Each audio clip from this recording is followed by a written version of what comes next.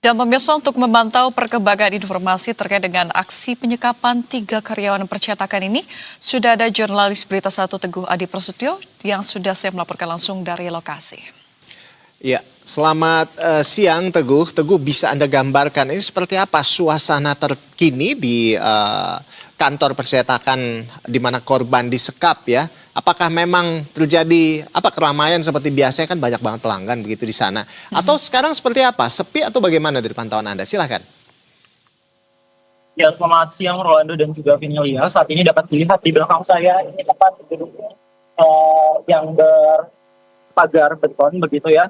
Dan memang kalau misalnya saya pantau, ini tidak ada polis line atau garis polisi yang menandakan bahwa telah terjadi kasus kriminalitas di tempat cetak atau printing yang berada di belakang saya.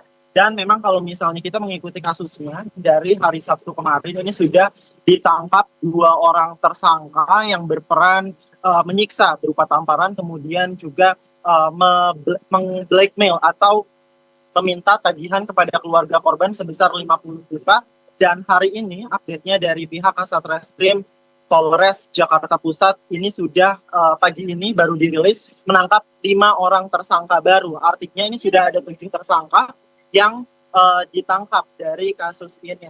Rolando dan Vinelia, saya akan mengajak Anda untuk melihat sekitar sekeliling dari tempat kejadian kriminal yang terjadi di Jakarta Pusat ini. Dan dapat dilihat di belakang saya ini kondisinya masih kosong, dan biasanya mereka beroperasi sejak pukul 8 pagi tadi dan sampai malam, seharusnya hingga dini hari pukul 00.00.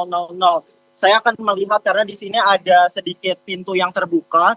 Ini kondisi di dalamnya, Rolando dan Vinelia, dapat dilihat ini tidak ada aktivitas apapun. Kemudian tumpukan buku, ada koper juga, entah itu koper berisi apa, dan ada motor, ada sepeda, dan tidak ada aktivitas apapun, Rolando dan Vinelia. Ini masih kosong, dan seharusnya biasanya kalau misalnya saya mendatangi tempat kejadian perkara kriminalitas, itu biasanya ada garis polisi membentang di sekitarnya, namun ini tidak ada tanda apapun. Dan memang kalau misalnya saya pantau, dari ujung ke ujung di Jalan Kalibaru ini adalah tempat percetakan, sehingga kondisi percetakan kanan kirinya ini cukup ramai, dan hanya toko Mauprint ini yang tutup. Karena kalau misalnya dari kesaksian warga yang berada di sekitar, toko ini yang sudah berdiri 3 tahun biasanya ramai dikunjungi oleh pelanggan, dan mereka memiliki omset yang cukup bersaing juga di sini. Dan saya tadi juga menanyakan kepada warga yang ada di sini bahwa mereka mengenal ownernya itu cukup baik dan tidak ada tanda apapun terkait kasus kriminalitas.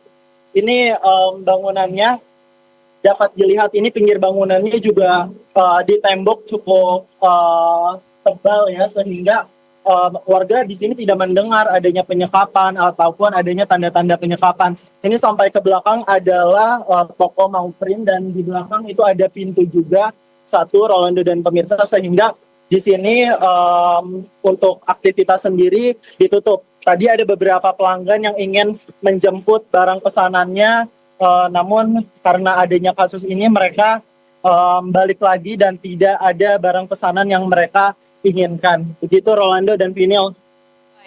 Baik, dari dinding yang cukup tebal begitu ya, sehingga warga juga tidak mendengar ada tanda-tanda atau kecurigaan tersendiri begitu ya, dari betul, lokasi tersebut. Betul.